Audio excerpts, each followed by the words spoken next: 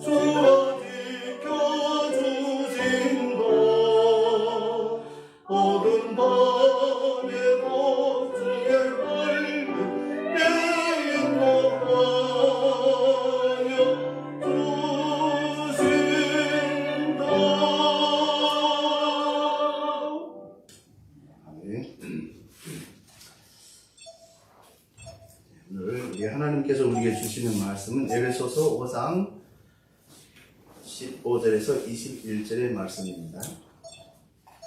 에베소서 5장 15절에서 21절의 말씀. 저희가 가진 성경 신학성경 315페이지입니다. 에베소서 5장 15절에서 21절 말씀 우리 함께 합독하시겠습니다. 15절의 말씀입니다. 그런즉 너희가 어떻게 행한지를 자세히 주의하여 지혜 없는 자같이 하지 말고 오직 지혜 있는 자같이 하여 세월을 아끼라. 때가 악하니라. 그러므로 어리석은 자가 되지 말고 오직 그의 뜻이 무엇인가 이해하라. 술 취하지 말라. 이는 방탕한 것이니 오직 성령으로 충만함을 받으라. 시와 찬송과 신령한 노래로서 서로 화답하며 너희의 마음으로 주께 노래하며 찬송하며 범사의 우리 주 예수 그리스도의 이름으로 항상 아버지 하나님께 감사하며 그리스도를 경외함으로 피차 묵종하라. 아멘. 사랑의 아버지 하나님, 은혜 참으로 감사드립니다. 오늘도 우리 금요 예배로 주님께 또 예배드릴 수 있어서 너무 감사드립니다. 또 이 시간 부족한 저를 또 주님의 말씀을 들고 나왔습니다. 주님 또 함께해 줘서 또 말씀을 또 온전히 전할 수 있도록 주님께서 은총 베풀어 주시옵소서. 감사드렸고 우리 주 예수 이름으로 기도 올려옵나이다. 아멘. 예, 지혜란 이제 사람, 사물, 사건이나 상황에 깊이 이해하고 깨달아서 자신의 행동과 또 인식, 판단에 이해 맞출 수 있는 것을 뜻합니다. 때때로는 이제 자신의 감정적인 이제 반응을 통하여 이성과 지식의 행동에 결정할 수 있게 하는 것이기도 합니다. 우리가 잘 아시는 솔로몬은 히브리어로 살로몬이죠. 그는 평강의 뜻이라는 이름입니다. 그는 이스라엘의 3대 왕 중에 하나이며 최고의 지혜자로 널리 알려져 있습니다. 그는 남이 따라오는 것을 허락하지 않을 만큼 지혜가 뛰어난 가진 대단한 인물이죠. 한 번은 시바의 여왕이 그의 명성에 듣고서를 그가 얼마나 탁월한 지혜를 가졌는가 하고 찾아왔습니다. 그녀는 솔로몬을 만난 다음에 그의 지혜를 시험하려고 이제 한 문제를 내었습니다. 그 문제는 두 개의 화분이 있는데 하나는 이제 가짜 꽃이고 하나는 진짜 꽃입니다. 그렇게 꽃을 두 개를 이제 놓고 좀 이제 그 꽃이 어떻게 잘 만들었는지 옆에 가차배가 봐도 정말 진짜 꽃하고 어렵게 이제 판단하기 어려운 것입니다. 그래서 이제 그걸 둘 놓고 일정한 거리를 두고 솔로몬하고 저 꽃이 어느 것이 진짜냐 가짜냐 가려내라. 그래서 이제 이들을 듣고서는 이제 이게 솔로몬으로서는 정말 왕이로서 1인 자자한 사람인데 이것을 지금 못 맞힌다게 되면 참 망신스러운 일이죠. 또 나라와 나라지간에 이런 이제 왕과 왕지간에 이런 일이가 있는데 이걸 어떻게 하느냐. 어쨌든 둘이니까 어떻게 하나 맞출 수 있는 확률은 50%고 틀릴 확률도 50%입니다. 그런데 솔로몬이 이제 보아하고 그 옆에 있는 그 이제 붓을 넣는 그 통이 있는데 그 통을 갖고 가서 꿀벌이 몇 마리를 붙들어 오라. 그러니까 이분들이 가서 꿀벌을 갖다 놨어요. 근데 솔로몬이 그 뚜껑을 탁 열어놨어요. 그러니까 이 벌이 집안에서 윙윙 날아다니다가 어느새 했다 보니까 꽃 냄새를 맡고 꼬재가 안 드는 거예요. 그래서 이제 솔로몬이 이제 미소를 지으면서 저 꿀벌이 앉은 것이 생화입니다. 이렇게 얘기하니까 시바왕이 그 지혜에 놀라워서 정말 감사하고 절을 하고 다시 돌아갔다 하는 이런 이야기입니다. 그렇습니다. 인생에 성공하는 자는 힘이나 지식에 있는 자들이 아니라 하나님이 주신 지혜에 있는 자들입니다. 작은 지혜가 하나가 인생의 반전을 가져오기도 하며 또 역사를 뒷바꿔 놓을 수도 있는 것입니다. 날마다 지혜로운 생각과 말과 행동으로 살아간다면 어느 날 그 인생이 놀라운 하늘의 축복을 받게 되는 것입니다. 그렇다면 우리 그리스도인들의 어떠한 지혜로 우리 사명을 잘 감당할 수 있고 우리의 몸된 교회를 잘 지킬 수 있는가? 우리 함께 오늘 본문 에베소서 5장 15절에서 31절의 말씀을 통하여 우리 함께 알아보도록 하겠습니다. 우선 우리 15절에 보게 되면 너희가 하는 거 있는데 이 너희가라는 것은 바로 에베소서 교회 성도들을 가리키는 말씀이죠. 그리고 지혜 있는 자같이 하라 하고 말씀하고 있습니다. 그 지혜의 구체적 표현은 첫 번째로 그리스도인들의 지혜는 세월을 아끼는 것입니다. 첫 번째는 그리스도인들의 지혜는 세월을 아끼는 것입니다. 우리 본문 16절 17절에 보게 되면 세월을 아끼라 때가 악하니라. 그러므로 어리석은 자가 되지 말고 오직 주의 뜻이 무엇인가 이해하라 하고 말씀하고 있죠. 세월을 아끼라 하는 헬라의 뜻은 모든 기회를 잡으라 하는 이런 뜻입니다. 주어진 환경 속에서 기회를 찾아 그에 따르는 어떠한 희생과 대가를 치르더라도 그것을 놓치지 말라고 권면하는 것입니다. 오직 주의 뜻을 무엇인가 이해하라는 하나님께서 주신 지혜로 삶 속에서 조심스럽게 살펴서 하나님의 뜻을 잘 이해하고 따르는 삶을 말하는 것입니다. 물론 우리가 하나님의 뜻이 무엇인가 하는 것은 우리의 영적 분별력도 있겠지만 특별히 성령 하나님께서 우리를 도와줄 때만 가능한 것입니다. 그래서 우리는 이 뜻을 잘 살펴서 잘 분별해서 삶을 사는 것을 말하는 것입니다. 세월은 사람을 기다려주지 않는다 하는 옛 속담이 있죠. 이 속담은 동서를 불문하고 사람들이 이제 흐르는 세월에 한탄에 살 것이 아니라 적극적인 시간과 또 투쟁하면서 살아야 함을 시사합니다.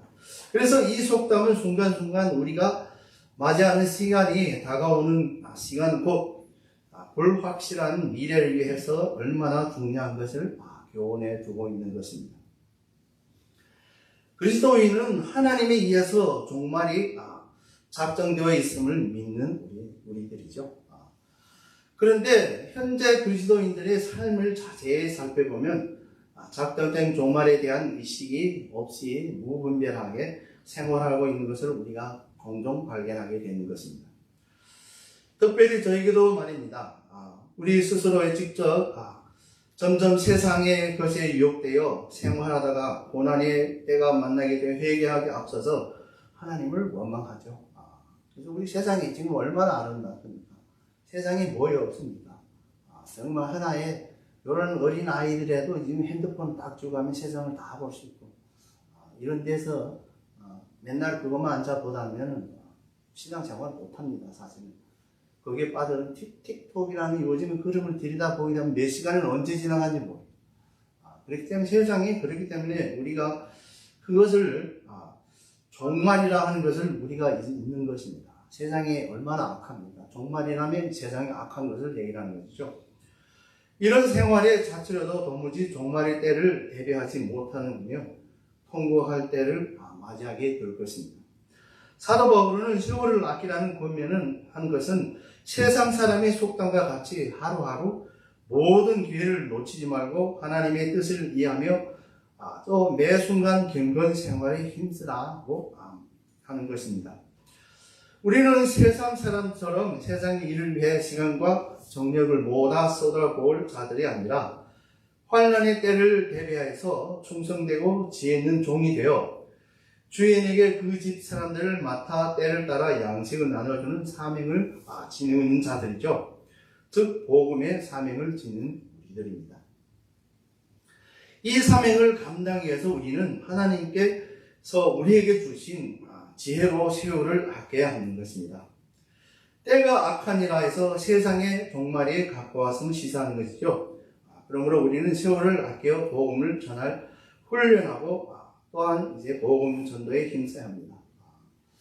저도 처음으로 이제 교회를 나가고 할 때 제일 처음으로 한 것이 이 전도 훈련을 하셨습니다.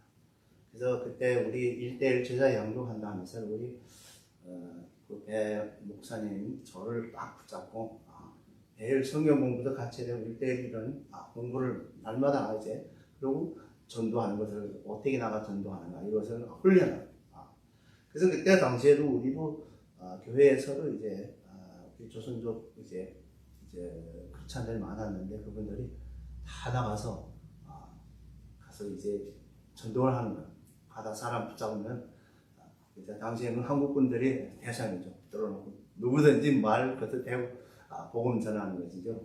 그러다가는 이제 어떤 분들은 그냥 일치에 나가는 사람들도 있고 또 어떤 분들은 열심히 들어주고 저도 이제 어떤 분이 한 분 이제 더 나이 많은 분을 이제 전도를 하고 있는데 참 열심히 들어요. 잘 듣고 자꾸 물어도 보고 그러다가 다 나중에 이제 끝이 나가지고 그때 사역일을 가서 했는데 끝이 나면서 하는 게 자기도 동양선교회의 장로님이래. 저가 그렇게 하는. 그런데 그렇게 잘 받아주고 합니다. 그럴 때 그러니까 얼마나 기쁘든지.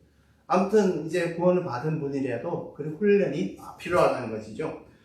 그리고 또 우리 실제로 나가서 복음 전도에서 우리가 힘써야 되는 것입니다. 그래서 세월을 받기라 하는 것이 이것이 우리 크리스찬에게서 지혜입니다. 두 번째로는 그리스도의 지혜는 성령의 충만함을 받는 것입니다. 그리스도의 지혜는 성령의 충만함을 받는 것입니다. 우리 본문 18절에 보면 술 취하지 말라 이는 방탕하니라. 여기서 사도 바울은 본절에서 어리석은 구체적인 예로서 잠언 23장 29절에서 35절을 인용하여서 술 취함으로 인한 방탕함 생활에 대하여 경고하고 있는 것입니다. 술 취함은 단순히 그 자체에 문제가 있는 것이 아니라 그것으로 인해서 생활에 무절제하게 되고 방탕하기 쉽다는 것에 중요한 문제가 있는 것입니다. 그래서 이제 많은 사람들이 술을 마시지 말라 하는 거하고 술 취하지 말라 하는 거 이제 분별을 많이 합니다. 물론 저도 이제 옛날에 여기 금방 왔을 때 미국의 목사님들을 몇 차 알았는데 이분들도 여기서 예배 끝나면 올라가다 저기 가게 되면 술 한 잔씩 하고 갑니다. 물론 취하진 않죠. 그래서 옛날에도 경찰에 목사님이 이제 술 먹는 거 잡히게 되면 다 용서해줬대요. 놔줬대요. 지금은 아니겠지만 옛날에는 그렇게 했답니다. 그래서 이제 술도 마시나 한 잔, 두 잔 하느라 보면은 문제는 취하게 되는 것이죠. 그래서 술이 처음한다. 그렇기 때문에 술을 안 마시는 게 좋은 것입니다. 그렇다 해가지고 술을 저도 이제 친구들을 이제 우리 조선 친구들 가끔 만나게 되면 술을 자꾸 꺼내요. 어떨 때는 참 힘듭니다. 그래서 이제 어떨 때는 할 수 없어서 한 모금에는 마셔봅니다. 그러게 되면 사람들이 그러면 그렇다. 그 다음에는 이제 말이 없어요. 근데 어쨌든 세상 사람들과 우리 친한다는 거는 물론 성경적으로 말하기는 세상하고 이제 구별된 거 했지만 우리 세상 속에 들어가지 않으면 우리가 복음을 전할 수 없는 것입니다. 그래서 요즘에 우리 병원에 이제 한 분도 이제 코로나에 걸렸어요. 근데 그분이 불교를 믿거든요. 저를 잘 다내요. 근데 이번에 걸리니까 저한테 전화 와가지고 저하고 기도해달래요. 그래도 보면은 그분이 얼마간 복음을 들은 분이고 물론 저기서도 좀 들었겠지만은 어쨌든 듣고서를 그래도 하나님이 구해준다는 이것만은 알고 있는 것이죠. 그렇기 때문에 우리가 정말 복음을 전한다는 것이 얼마나 중요한 거죠. 세상 사람은 지금 미국에서는 복음 모르는 사람이 거의 없을 겁니다. 다 알지만 믿지 않죠.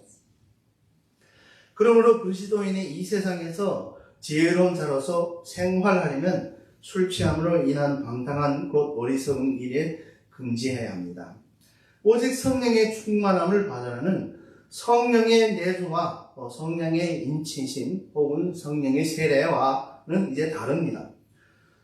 성령의 이제 내주나 성령의 이제 또 우리 인치심이라든지 세례 같은 것은 남의 사건이죠. 한번 우리에게 들어오시면 다시 안 간다고 약속하겠습니다. 그러나 성령의 충만은 이제 구원받을 때뿐만 아니라 그 후에도 계속적으로 일어나는 그것을 보고 이제 그리스도인이 능력 있는 삶을 살아갈 수 있도록 하는 것입니다. 이것이 이미 그리스도인에게 내주하신 성령님께서 그리스도인이 온전한 지배하고 또 인도하는 상태를 가리키는 것입니다. 본 구절은 현대 수동태 명령형입니다.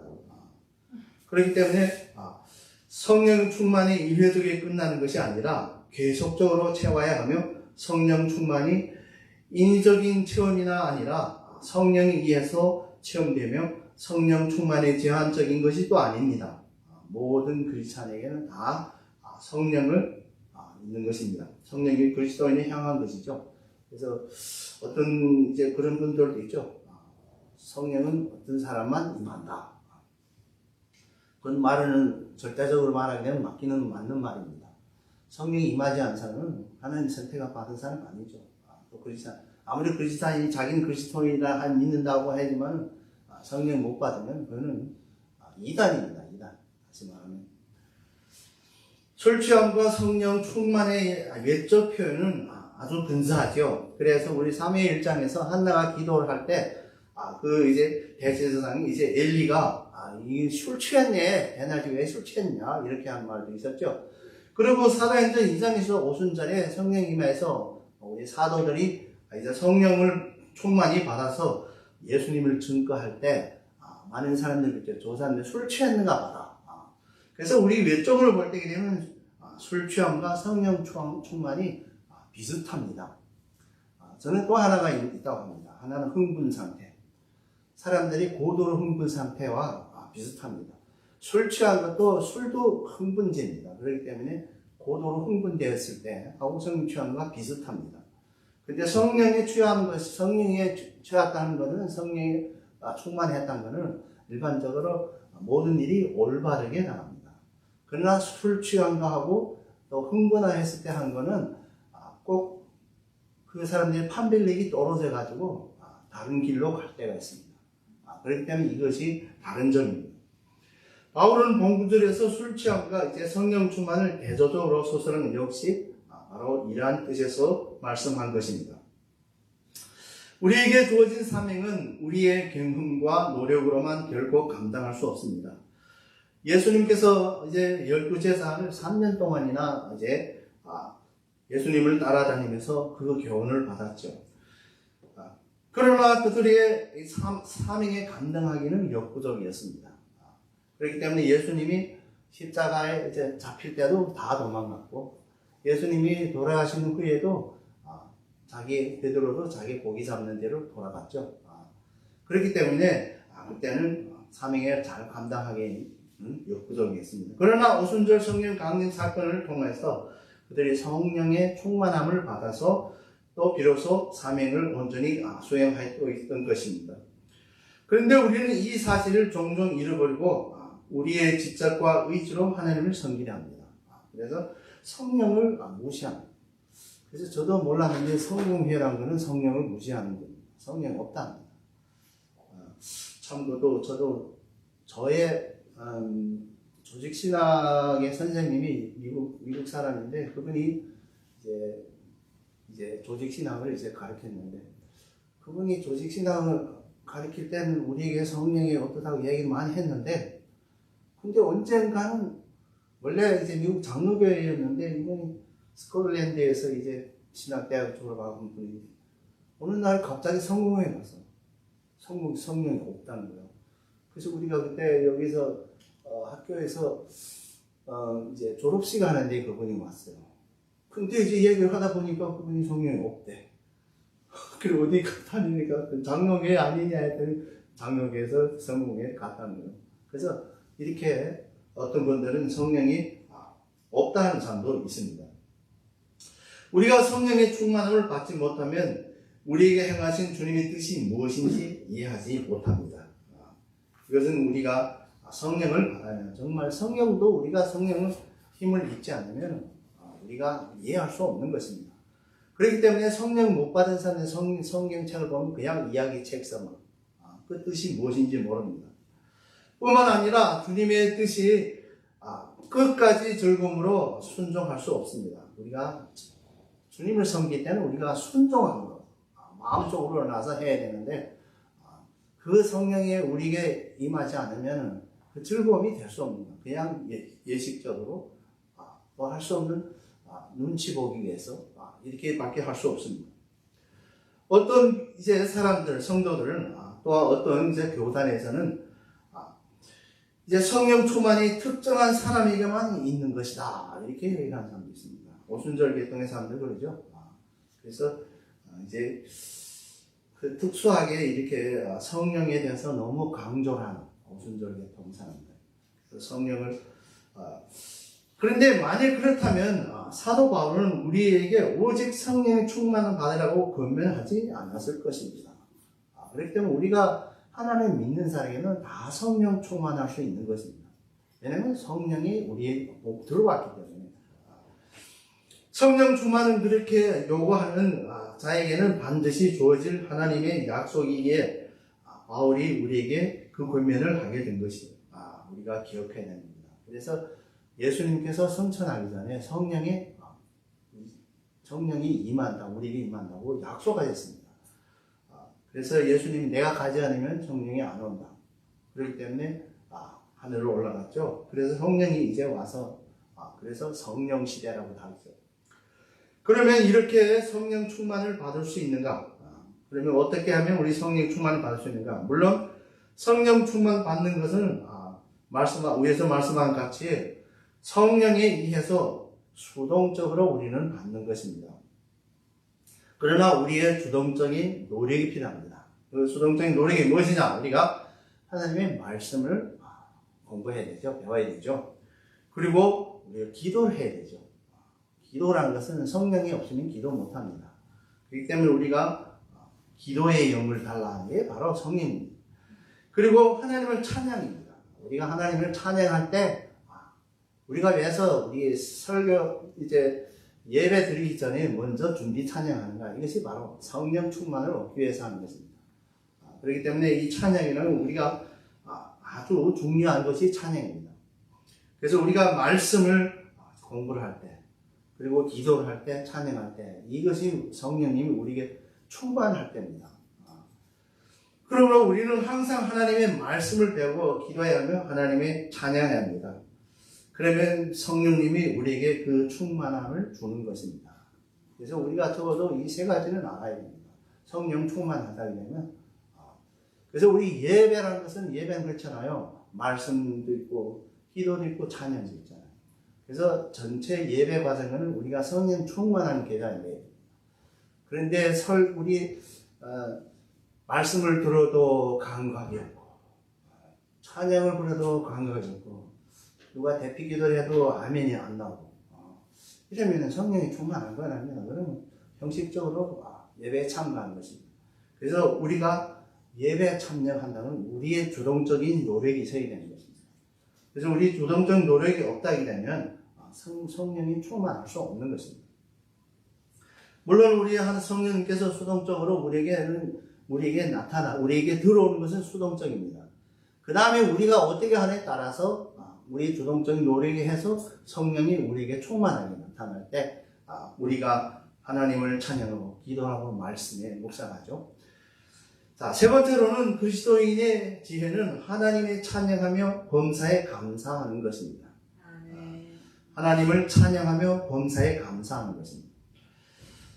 본문 19절 20절에 보면 시와 찬미와 신령한 노래로 서로 화답하며 너희의 마음으로 주께 노래하며 찬송하며 범사에 우리 주 예수 그리스도의 이름으로 항상 아버지께 감사하며 라고 말씀하고 있습니다. 본절은 그리스도의 성령 충만하여 얻게 되는 기쁨의 찬양과 찬미로 열매로 본 것입니다. 그래서 성령의 충만한 열매가 바로 우리가 찬송하고 찬미하는 것입니다. 바울은 찬미의 종류를 세 가지로 언급하고 있죠. 여기서 시란 것은 여기서 헬라의 뜻으로는 시는 구약 성경에서 시의 뿐만 아니라 시편에 가지고 있는 그 정신 그리고 그 형태를 간직한 일반적인 찬양의 노래를 가리키는 것입니다. 두 번째는 찬미라는 것은 찬미는 헬라어의 뜻을 보면 신이나 영웅들에게 이제 찬양할 때 노래하는 그런 거죠. 노래하는 그런 것을 이제 의미했으나 우리 초대 교회 시대 당시에는 교회 내에서 이제 신령한 찬양을 많이 이제 만들어서 우리 성삼위 하나님께 그 영광송을 가리키는 것을 말하는 것입니다. 그리고 세 번째는 신령한 노래입니다. 헬라의 뜻으로는 세속적인 노래와 달리 성령에 의해서 만들어진 이제 지고 또 불려지는 찬송을 가르칩니다. 오늘의 우리 많은 찬송가를 말하는 거죠. 근데 이번에 새 찬송가를 보게 되면 우리 찬송가는 대부분은 하나님의 말씀 성경에서 나온 것입니다. 그렇기 때문에 찬송가는 우리의 말씀을 공부하는 것도 있죠. 그래서 성경의 말씀을 통하는 것이 성령에 감동돼서 하는 그런 것입니다. 왜냐하면 성경의 말씀은 하나님의 감동으로 되었기 때문에 그래서 우리의 신령한 찬양이라는 바로 그런 하나님의 감동을 받은 것입니다.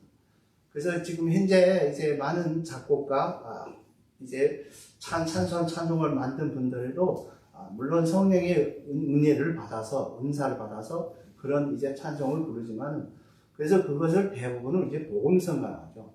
근데 우리 이번에 찬송가를 보면은 옛날에 복음성가들이 많이 들어왔습니다. 옛날에는 엄격히 할 때는 오로지 하나님의 말씀이 있는 성경 구절 찬송만 찬송가에 있었는데 지금은 이제 많이 달라졌습니다. 저도 이제 중국의 이제 찬송가를 좀 이제 연구를 하는데요. 중국의 찬송가를 보게 되면 거기는 찬송가와 복음성가가 갈라지 않습니다. 그냥 다 찬송가입니다. 근데 보면은 우리 한국말 이제 찬송은 미국의 그 찬송가를 많이 본따서 비슷한 점이 많습니다. 물론 요즘에는 이제 한국에서 나오는 찬송가 많지만은 근데 중국에서 보게 되면 중국의 찬송가는 대부분은 중국 사람들이 만든 것입니다. 그래서 대부분 복음성가죠. 그래서 우리가 나도 이제 이제 찬송가를 중국 찬송가를 보게 되면 우리 찬송가는 하나님의 말씀이 많이 있는 것이 물론 어떤 건 있지만은 어떤 건 다 대부분 복음성가가 많습니다. 서로 화답하여 노래하며 찬송하면은 바울은 이 세 개의 분사를 사용한 앞에 언급한 찬양을 부르는 것에 대하여 묘사한 것입니다.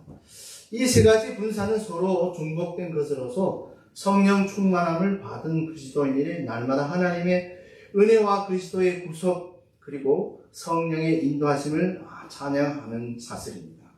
그래서 우리가 언제나 찬양할 때는 삼일체 하나님을 찬양해야 되는 것입니다.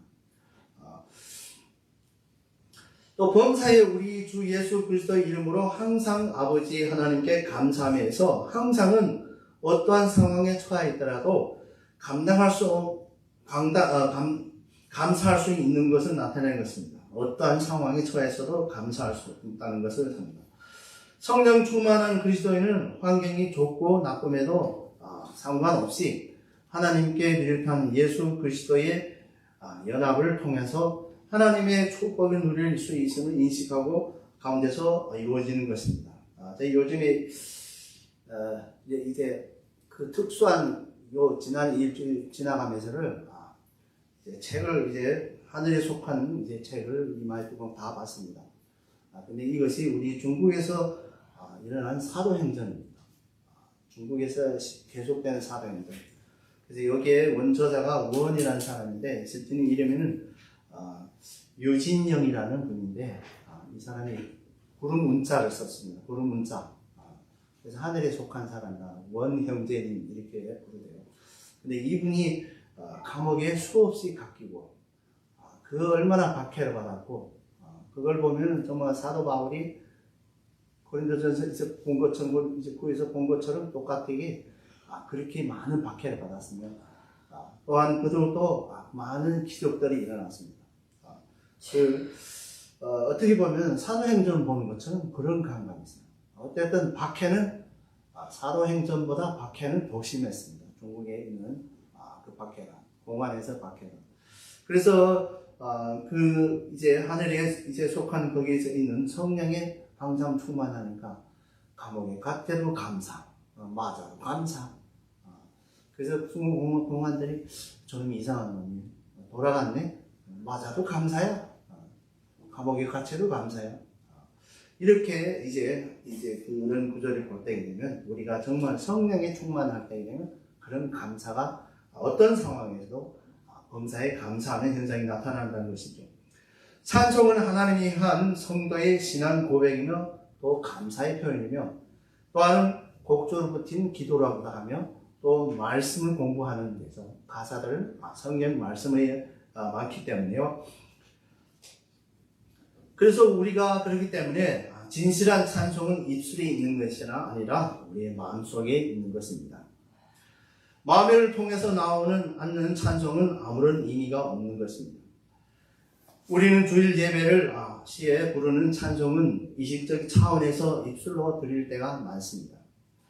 이러한 찬송을 통해서 하나님의 참된 영광을 돌릴 수 없을 뿐만 아니라 우리에게 은혜도 내리지 않습니다.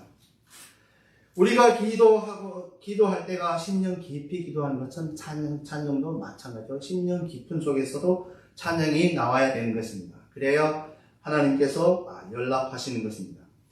그리고 이러한 찬송은 성령의 충만을 체험한 성도에게 지속적으로 부를 수 있는 것입니다. 그래서 찬송을 계속 부르면 계속 부르게 됩니다.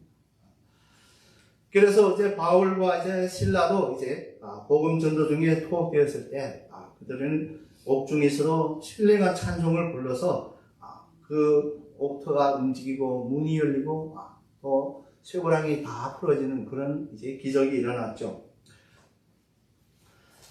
저도 이제 매일 일하고 이제 퇴근길에 올 때 되면 길이 막혀서 여기 벌레는 것은 한 15분이면 갈 거 어떨 때는 1시간이 걸릴 때 있죠. 그러면 정말 졸음운전할 수밖에 없는 것입니다. 그럴 때는 저는 찬송을 이제 틀어놓고 목청껏 찬송차에서 찬송을 많이 부릅니다. 그러게 되면 그렇게 졸리던 것이 어느새 졸음이 싸운 것이 없이 사라지고 그리고 또 이제 또 찬송을 더욱 흥겹게 이제 부르게 되며 그러다 보면 오히려 완전 운전하게 되는 것입니다. 그래서 이제 차 사고 나는 분들을 보게 되면 다 그런 부주의한 것도 있겠지만 졸음 운전이 많죠. 그럴 때 찬송 부르는 것이 참 좋습니다. 저도 시카고 가거나 뉴욕에 이제 차 운전하고 이제 다 가봤는데 갈 때 되면 졸리죠. 여기서 일하 끝마치고 그 길로 올라가니까. 그런데 찬송을 부르면 이튿날 아침까지라도 계속 정신 차려서 가는 것입니다. 찬양은 우리 있는 힘과 마음으로 찬양해야 됩니다. 우리가 찬양 부를 때 목청껏 불러야 됩니다. 마음속으로 불러야 돼요. 마음을 다해서 다 불러야 됩니다. 근데 우리 찬송을 부를 때게 되면 몇 사람이 찬송 목소리만 들으면 안 되고 누구나 다 목소리 최고로 해야 됩니다. 그래야 성령 충만이 될 수 있고 또 하나님의 은혜가 임하는 것입니다. 그래서 우리는 찬양을 부르면서 어떤 분들 은혜를 받았다는 분들이 많죠. 사실 그분들이 성령 충만해졌다는 얘기입니다. 찬양을 속으로나 이제 입속으로 하면 성령 충만을 받지 못합니다. 그렇기 때문에 우리가 찬양할 때에는 온 힘과 마음을 다해서 높이 불러야 됩니다. 그리고 모든 일이 하나님의 주관하심이 인식하며 잘못된 일이 있더라도 하나님께 감사함으로 모든 스트레스는 저절로 풀리고 육적으로나 또한 우리 정신적으로나 강건해지는 것입니다. 저도 이제 매일과 같이 이제 고난이 많이 닥쳐오죠. 그럴 때는 저는 찬송 하나가 부르고 싶은 거 있습니다. 왜 나만 겪는 고난이냐? 그래서 왜 나만 겪는 고난이냐고 불평하지 말아요. 고난의 뒤편에 있는 주님의 주실 축복 미리 보면서 감사하세요. 이렇게 찬양하게 되면 그 고난이 다 싹 가지고 뒤돌아가고 어디 간지 없습니다. 그래서 저도 이렇게 찬양으로서 많은 스트레스도 풀고 고난을 이겨나갑니다. 왜 찬양과 감사하는 그리스도인에게서 지혜인가? 왜냐하면 하나님께 찬양과 범사에 감사하면 하나님이 자신의 자녀들을 기뻐하지 않겠습니까? 당연히 기뻐하겠죠. 그리고 왜 자기 찬양을 하고 범사에 감사하는 자녀를 축복해 주지 않겠습니까? 그렇기 때문에 이것이 이제 지혜이죠. 그렇기 때문에 우리는 이 찬양과 감사에 이 지혜를 우리가 잘 활용해서 주님의 성김이 돼서 큰 힘이 되는 것입니다. 자, 그럼 네 번째로는 그리스도인의 지혜는 그리스도 안에서 서로 복종하는 것입니다. 그리스도 안에서 서로 복종하는 것입니다. 우리 본문 21절에 보면 그리스도를 경외함으로 피차 복종하라고 말씀하고 있죠. 그리스도인은 상호 간의 복종은 그리스도를 경외함으로써 이루어져야 하는 것입니다. 우리가 서로 복종하는 것이 내가 저분이 나이 많아서 복종하는 것, 그분이 장로 돼서 복종하는 게 아니라 그분이 그리스도와 함께 계시기 때문에 내가 복종하는 것이, 그래서 우리 그리스도를 경외함으로써 우리가 복종해야 되는 겁니다. 경외라는 말은 헬러어에는 존경보다 더욱 강한 의미로서 경의하다 혹은 이제 의무감을 갖고 있는 그런 뜻입니다. 이것은 그리스도의 뜻에 대한 그리스도의 순종을 의미하는 것입니다. 우리가 그리스도에 대한 뜻에 대한 순종, 이것이 중요한 것입니다. 예수님도 하나님께 아버지께 순종하듯이 우리도 그리스도께 순종해야 되는 것입니다. 그리스도인들은 강요나 위압에 의해서 아니라 그리스도의 명령에 순종하는 마음으로 상호 복종해야 되는 것입니다. 그리스도는 예수님께서 우리에게서 명령하셨죠. 그 명령에 순종하는 마음으로 서로 복종해야 하는 것입니다. 어느 공동체이든 서로 자기가 잘났다고 하는 사람들이 때문에 그 공동체가 분열되고 많은 거죠. 예수 그리스도의 몸된 교회 역시 자기 아니면 안 된다는 사람이 많죠. 내 없으면 이 교회가 안 돼. 이런 분이 많습니다. 특별히 우리 장로님들, 내가 없어가지고 못하지 않을까. 이런 사람들 많습니다. 그래서 이런 사람이 많으면 많을수록 그 교회는 당연히 분열되고 많은 것입니다. 바울은 이러한 사실을 미리 내다보고 성도들의 서로의 의견을 아주 존중하면서 또 결정사항이 있으면 복종해야 함을 권면하고 있습니다. 이 교훈은 분열이 극심한 현대 교회에서 반드시 염두를 두고 지켜야 합니다. 이런 교회들이 지금 종종 많이 봅니다. 나만은 하나님의 말씀대로 하는 것. 나는 성령 인도받고 저 사람은 사탄이야. 이런 사람이 많습니다. 그래서 교회가 제가 다니던 교회가 그렇게 해서 문 닫았습니다. 다 자기 말이 옳대요. 목사님은 나는 하나님 뜻을 한다. 장로님이 장로님 뜻대로 한다. 내 뜻대로 하나님의 뜻대로 한다. 이렇게 하는 거예요. 그러니까 둘이 의견이 맞지 않는데 하나님을 믿으면서 두 의견이 안 맞는다는 것은 이것은 하나는 꼭 사탄에 속하는 거죠. 이럴 때 우리가 기도를 많이 해야 되고 분별력이 있어야 되고 여러 사람들과 서로 복종하는 마음으로 또 겸손한 마음으로 해야 되는 건데, 이것이 내 없으면 교회가 안 된다 이렇게 생각한다면 문제가 생기는 것이죠. 그래서 우리 이런 교회를 지키지 못한다면 교회 외형적으로는 아주 클지라도 참된 그리스도의 몸에 굳게 세울 수가 없는 것입니다. 그리고 이 교훈을 지켜 그리스도의 몸된 교회를 세우기 위해서 교회는 앞에서 우리 언급한 세 가지, 즉 세월을 아끼는 지혜, 성령 충만을 받는 지혜와 하나님을 찬양과 범사하는 이 지혜로 무장되어야 되는 것입니다. 그래야서 우리가 나중에 우리가 서로 복종할 수 있는 것입니다. 그렇지 않으면 되면 자기 잘났다. 그러면 나는 이 교회 담임 목사이기 때문에 다 내 말 들어. 그렇게 하게 되면 당연한 게 문제가 생길 때 이럴 때 문제가 생깁니다. 한 사람만 교만하면 그 문제가 생기는 것입니다. 그렇기 때문에 우리가 그리스도께 복종하는 그 태도로 기도를 하시고 잘 의논해서 그 사람이 왜 그렇게 주장하느냐에 대해서 우리가 또 곰곰이 생각해요. 그래서 남의 모범을 남을 봐야 되지 나를 모범한다게 되면 문제가 해결되는 문제 하나도 없습니다. 그래서 어떤 사람들은 표준을 나를 표준. 나는 저렇지 않는데 왜 저 사람이 저럴까? 이럴 때에는 자기도 모르게 자기도 거기에 다 빠져들어요.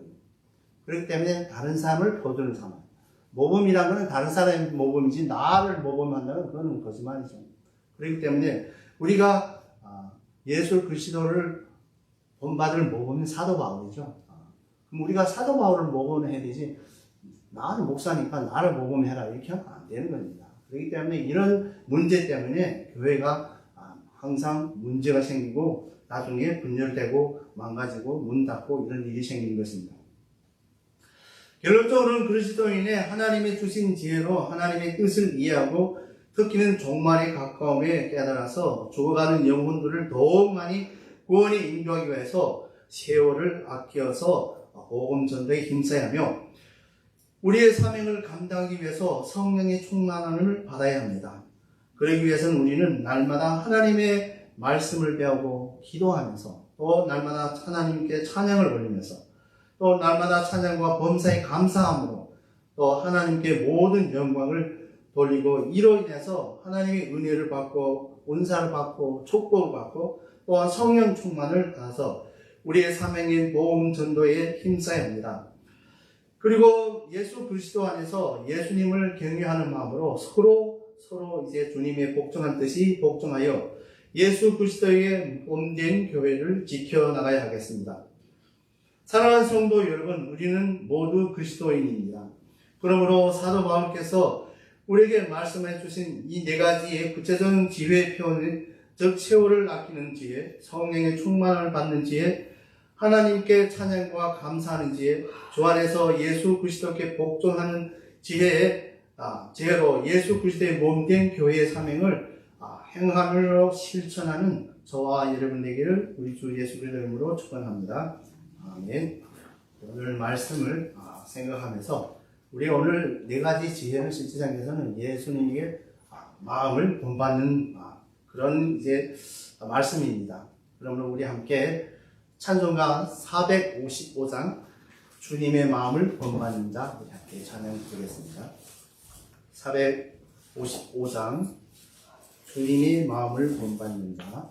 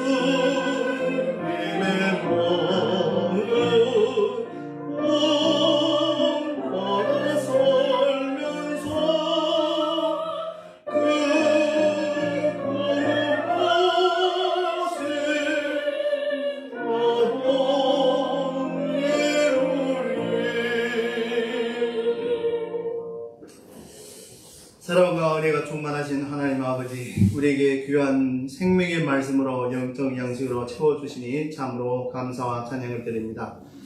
세상의 지혜는 오직 죽음을 행하나 주님이 주시는 지혜는 영생으로 가는 줄 압니다.